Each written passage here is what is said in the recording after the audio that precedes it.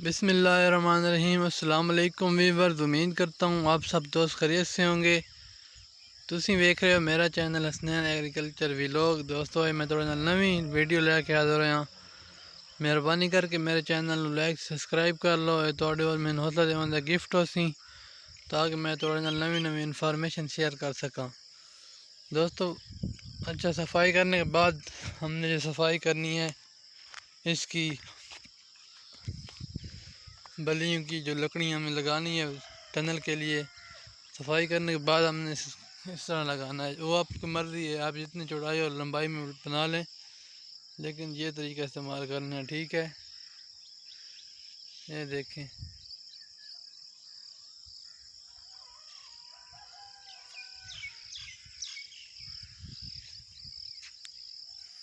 ये आपके सामने लगे हुए हैं।